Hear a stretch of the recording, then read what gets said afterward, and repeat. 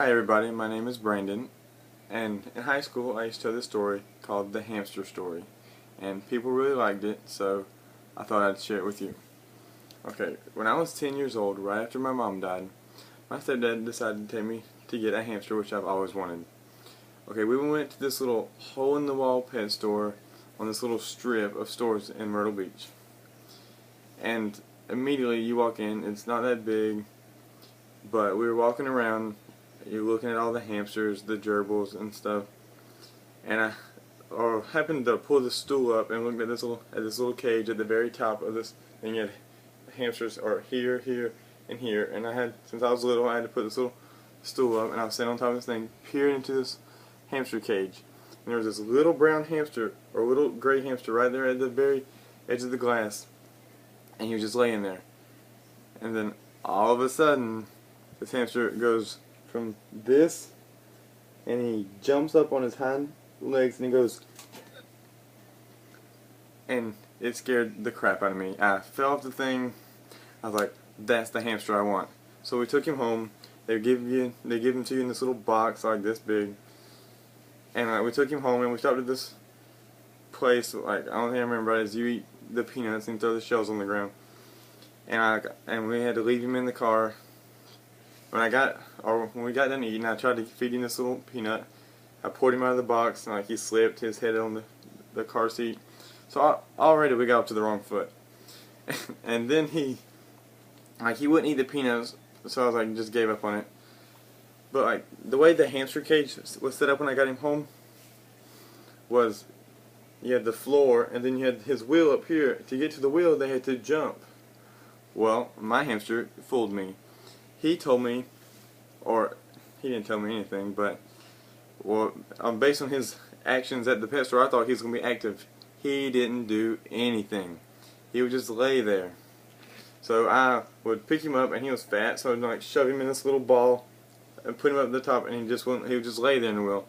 So I would spin it around, and he would, try to get the idea, but he would just go around and around and around and around in circles. And one day I came home. I had him for about 3 weeks.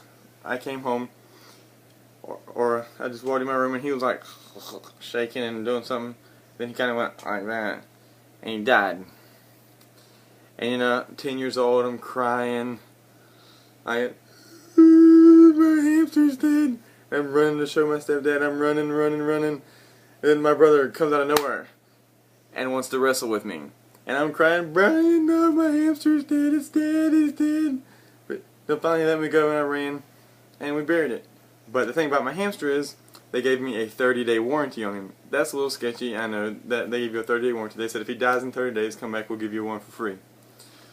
Whatever that's all about. Okay, so I went back, and I was like, I'm getting one that's active. So I got a gerbil. He had a little star on his head, so I named him Twinkle. And Twinkle was annoying.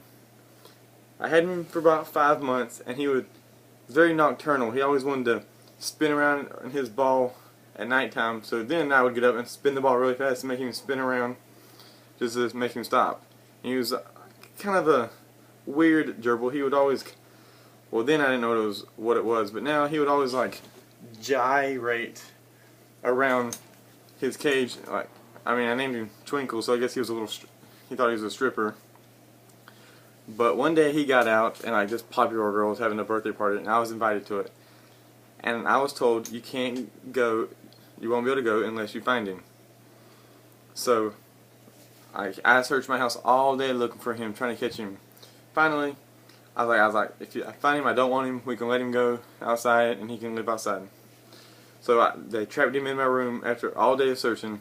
The party was coming up, I was getting antsy, and I was like, I told my stepdad, you get him, I don't want him anymore. So he got him out with a pool stick or whatever, and walked him outside and let him go.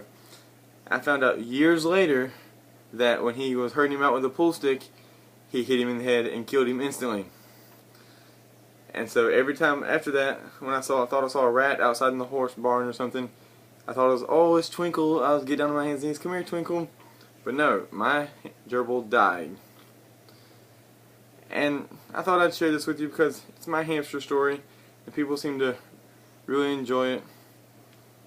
But I mean, that's the hamster story in a nutshell. Until next time.